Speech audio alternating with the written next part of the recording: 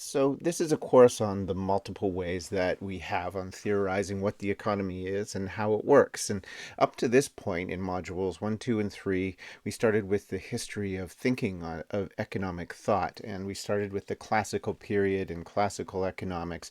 And we went up into the neoclassical era of economics. And we showed the history of that and how this one school of thought, among many, neoclassical economics, came to be the most powerful theory in economics, the one that was used the most and the one that appears in standard introductory economics textbooks. Then we discussed how whenever the theories of neoclassical economics were put into practice, they often fell short, and out of that came a bunch of critiques of that form of thinking of the economy. And also, we discussed how a new way of thinking called behavioral economics emerged and actually tested the model of human that economists used. Remember, that was that Homo economicus model, the model of selfish human that only wants to do whatever is best for that individual person. Economists started to test that greedy human, that Homo economicus model, through behavioral economics, and found that really the foundations of neoclassical economics didn't hold because that human doesn't really exist in practice. So now we're here on to module 4, and what we're going to do here is look at the three remaining neoclassical assumptions about the economy and how they have fleshed out with evidence. So these are really critiques of neoclassical economics before we go on to discuss the various other schools of economics that we might use to analyze economies. The first one of these neoclassical assumptions that we're going to critique here in Module 4 is the idea of infinitely growing economies. So let's go to that. So we're going to begin by discussing circular flow models and economic growth. These are core things that appear in every introductory economics course. The first thing we're going to discuss is the economic growth part of this. And to do that, we'll just go through a few ways in which that is even measured, right? So here is a list of the most common ways to measure economic growth. And there are really four major acronyms you'll see in the news and whatever to stand for economic, the size of the economy in a society, in a country usually. The first, very common, probably the most common, is gross domestic product, GDP. This is the total of all the goods produced by a country. And if you add up all the production in the country, that's the size of the economy. That's the GDP. The second, related to that, is gross national product. That is the total goods produced by citizens of that country. Very close to GDP for sure. But this is citizens of the country. So, for example, if one of your citizens owns a factory in another country, makes lots of money, and brings that money back to your country, well, that goes to GNP, but wouldn't necessarily have been caught in GDP. They're fairly close when you measure them in practice, though, GDP and GNP, but you will see that difference, and that's what that difference means. Another measure you see is gross domestic income. That's the total income made in the country.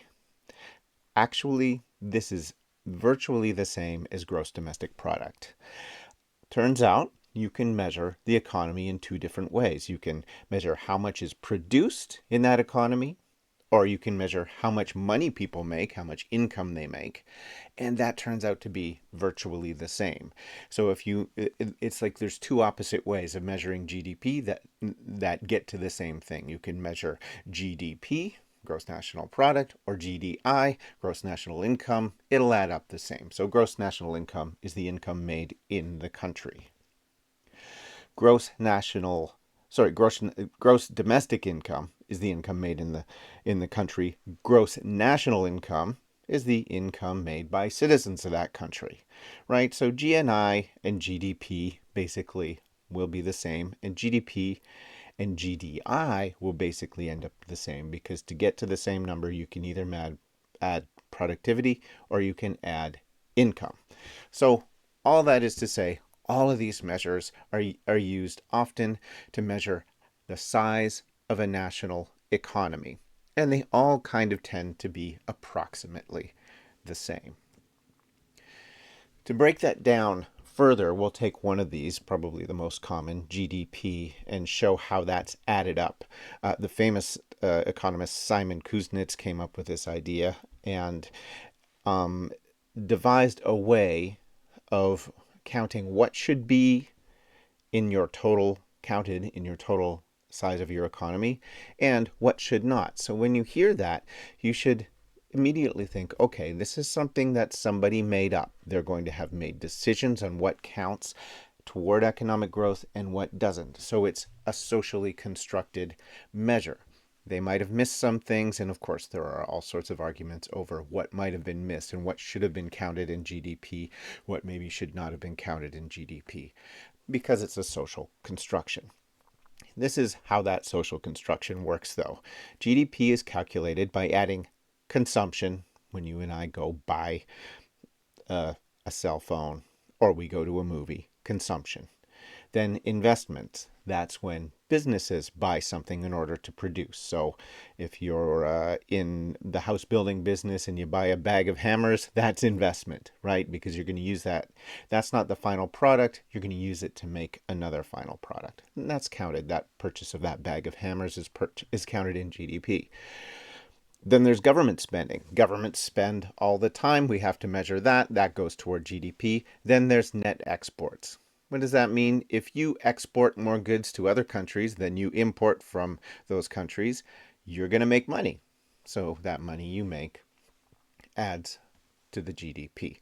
And that's how it's generally calculated. It's not that dissimilar, I said, for these other elements, whether it's GNP, GDI, or GNI. Now, economic growth is a little augmentation of this. What we're talking about here is the size of the economy, whether we're talking of just GDP, for example. That's the size of the economy. So maybe your economy is $50,000 a year, that big. Well, if it goes to $55,000 a year in the following year, you've got growth. In that example, 10% growth, that's really, really good growth. So that economic growth is usually measured on a per person basis. Why? Because you can get economic growth by just adding a lot of people to your economy, right? Because they'll spend money. But that's not necessarily telling you how good the citizens of your country are doing. What you want to know is how much money each of those citizens has, essentially, or can make in a year. That is, you want to divide the size of the economy by the number of people that live there. And what you get when you do that, divide the size of the economy in GDP by the number of people that live there, you get this thing called GDP per capita, or GDP per person.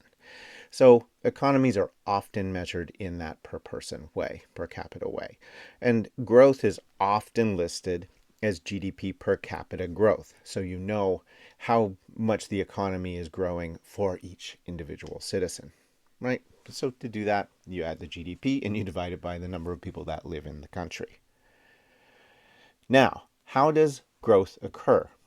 We'll find out that that's quite a mystery.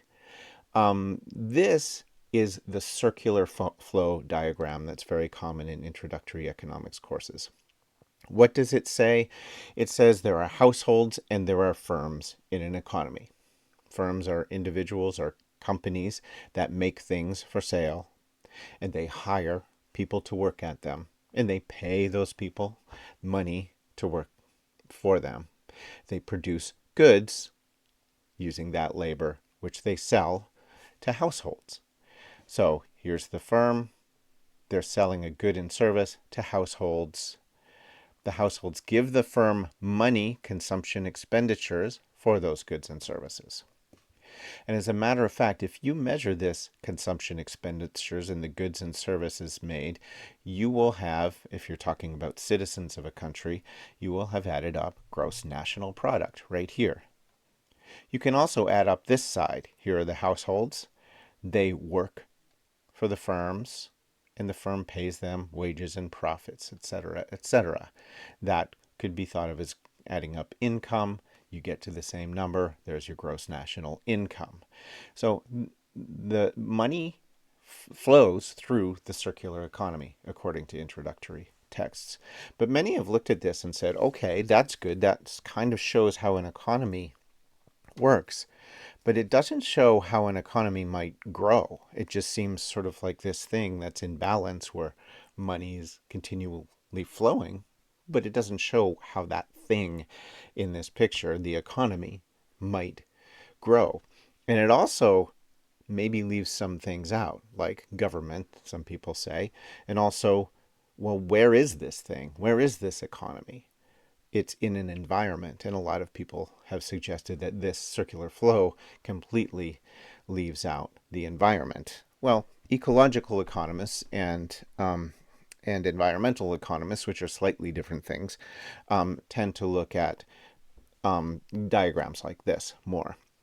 Here in the middle, you have an economic system. This is just that circular flow diagram above. Whatever is in this box is the circular flow diagram above. You see your households, you see your firms. But that is put within an ecosystem here.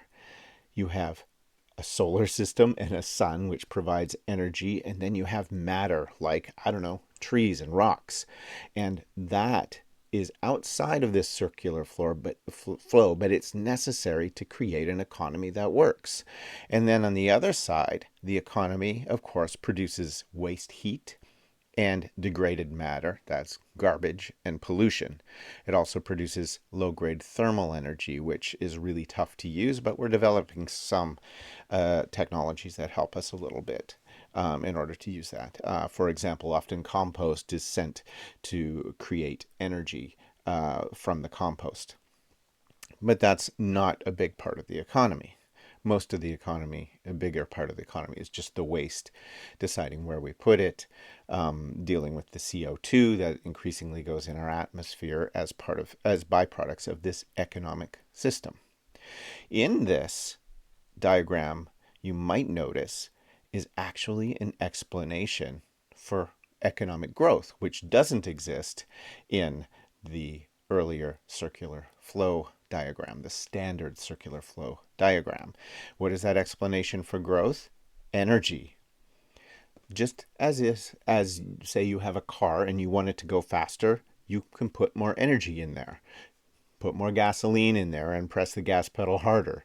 Or if you have an electrical vehicle, release more electricity into that car, you will go faster.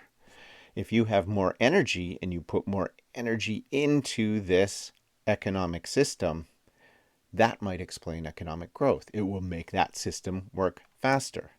And matter as well. If there's newly discovered resources, that might make this economic system go faster. So when you put this circular flow in context, as ecological economists have done, you actually start to see, wow, why do economies grow? And you get an answer for that. That wasn't always the case. And one of the interesting things about neoclassical economics is it really had a difficult time explaining why economies grow. This guy, Robert Solow, he tried. He tried very hard. In 1956, he used very sophisticated statistical techniques across multiple countries and multiple periods to try to find the sources of economic growth. And more specific, he wanted to calculate the amount of growth that was attributable to capital and labor. Well, what did he find? He found that only 30% of growth could be attributed to better utilization of capital or labor. That is, managing things better. There was this whole extra area of growth. 70% of growth remained unexplained. It was called the Solow residual. Now, Solow and other neoclassical economists said, well, basically, that must be, I don't know, technological change. 70% of growth, they said, must be due to technological change. But that was just an assumption. That's just the label they put on the leftovers. They did not have evidence that it was technological change driving that residual, driving the bulk of the economic growth in the world during history. Later, Hall and Kierkegaard used more sophisticated analysis and showed the solar residual was actually mostly created by energy. The more you put energy into an economy, the more growth. But there's a problem. You also get more waste when you have more growth. So this is kind of where we stand as far as our knowledge about economies. A lot of it is dependent on how much energy get put in there.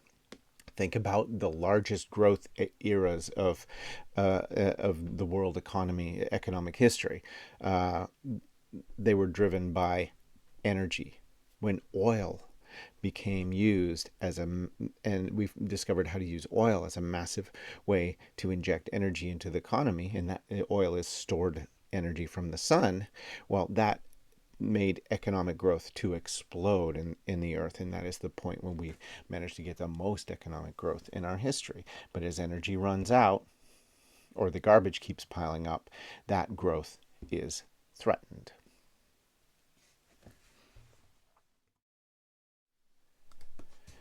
Now, neoclassical economists do focus primarily on economic growth.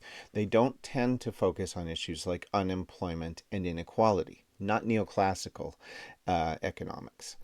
Milton Friedman in 1962, for example, in his book Capitalism and Freedom, argued that economic growth was the best way to address poverty and unemployment. And if you look at pure neoclassical theory, it does suggest this. Don't look at unemployment, don't look at inequality, don't look at poverty. If you want to solve those things, just make the economy grow. So then you have the habit of neoclassical economists focusing mostly just on the growth of the economy. Having done that, you can ignore other issues like unemployment and poverty. Related to this is the issue of technological unemployment. You hear a lot of this in the news. AI is going to put people out of work and whatnot. In neoclassical economics, technological unemployment is actually impossible. Why? Well, that's a good question. I'm glad you asked. Neoclassical economists consider technology to be complementary for workers' output, and therefore not a replacement for workers. For example, this is a neoclassical idea of technology.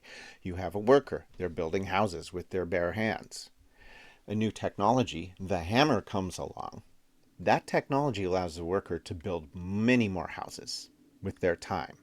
But that technology doesn't replace workers. It makes each worker better, each worker more efficient, and therefore each worker more valuable. So recognizing this, employers will actually hire more workers because each worker they hire has a higher output because of the technology. That's how neoclassical economists look at technological change, including things like AI and robotics. By that way of thinking, it's impossible for technology to create unemployment, right? But if you look at that closely, there's an assumption in there. It assumes that economies can grow infinitely. It assumes that people will demand goods infinitely, that they'd never be satiated, that people will never have enough, that there's never an upper limit to economic growth, whether that upper limit is imposed by people just having enough and not wanting any more stuff, or whether that upper limit is imposed by massive environmental damage. Doesn't matter. Neoclassical economists refuse to believe that there is an upper level size to economic growth. They believe that infinite economic growth is possible.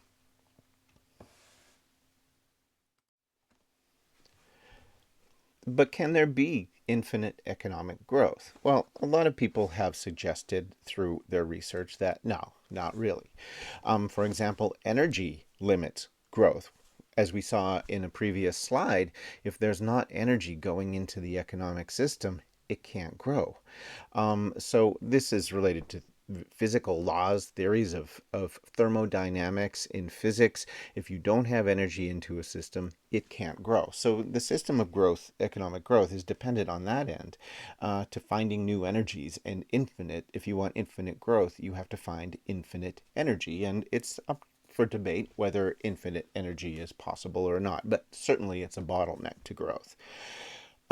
Then many people started to speak of environmental limits to growth. To put it in the words of Lester Brown, the famous environmental scientist, the theory of environmental or infinite growth, the theory of infinite growth is the ideology of the cancer cell. A cancer cell wants to grow, grow, grow, and it eventually kills its host. And that's the same as a human economy would do. If it's under the idea of grow, grow, grow without any limits, it will kill the environment on which the economy depends. This type of thinking really emerged first in a big way with the publication of the Club of Rome's 1970 book, The Limits to Growth, where they made that option. When they made that argument that human societies, human economies were growing so big that they're going to run out of ecological space within which to exist, that there's an ecological cap to the amount that economies can grow. So that's another theory that has suggested that economies can't grow infinitely. Another theory that suggests that is theories related to crises of overproduction. Both Marxian and Keynesian economists have made this sort of argument. And that's the argument that, well, humans, despite what neoclassical economists might say, humans do not have infinite wants. Humans get full. Humans come to feel they've bought enough cell phones. Humans come to feel that they've bought enough small plastic toys and whatever, and they just don't want any more. So you get what's called a crisis of overproduction. The industrial capacity is huge, but consumers just don't want so much more. And if the consumers don't want to buy anything, your economy is not growing. And this actually occurred, an issue like this occurred in the 1950s. Imagine that time in the global economy. You've just been through kind of nearly half a century of major global wars.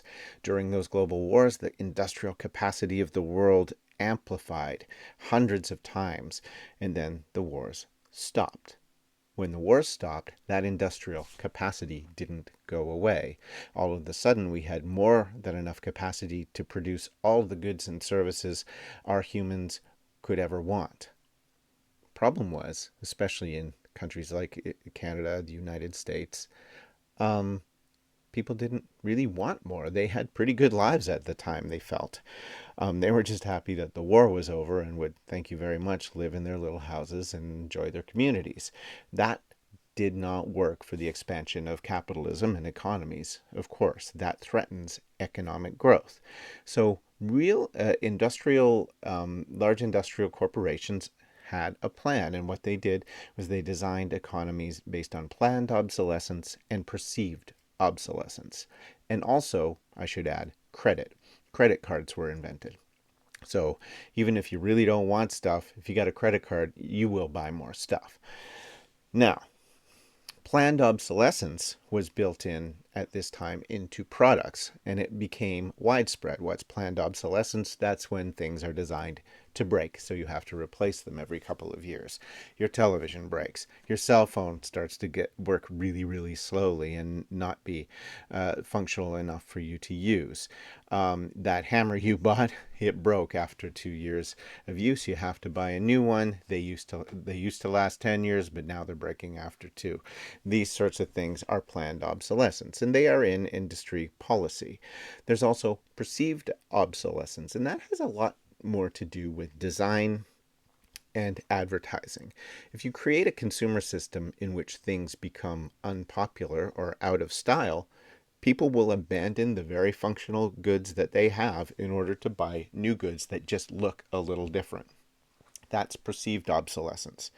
It's associated with theories of advertising that advertise they don't advertise the abilities or the functions of the product so much as they advertise what it means to use this function. And you see a lot of this identity based advertising. This car will make you this type of person. And they show that, by a BMW, they show someone that looks like a lawyer. Oh, I want to be that type of person. I should buy that car.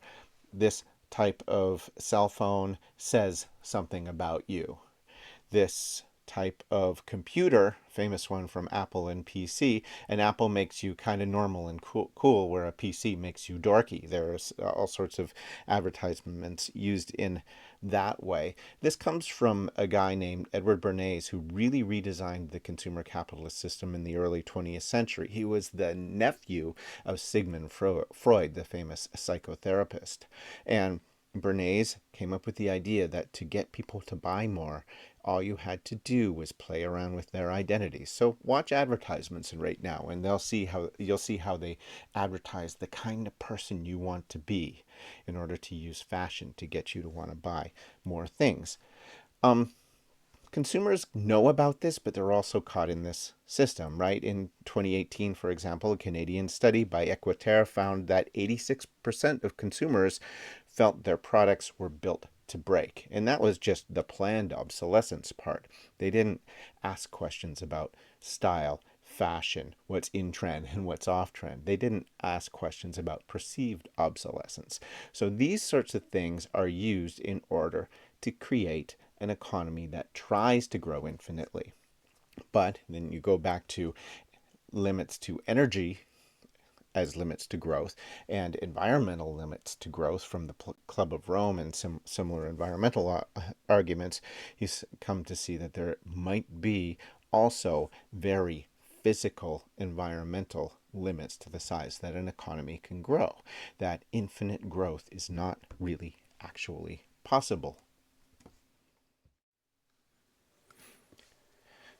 Now, a final issue with GDP is even if it is possible to grow GDP infinitely, which obviously is in doubt, there's a question of whether GDP growth really does improve human lives anyway.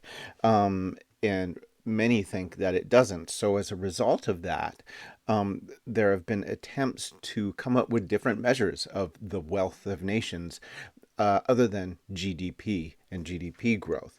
So, we're going to go through a few of those ideas so you get an idea of what kind of alternative measures have been developed in quite a big way in the argument that we need to measure wealth of nations and well-being of nations with something other than just economic growth data.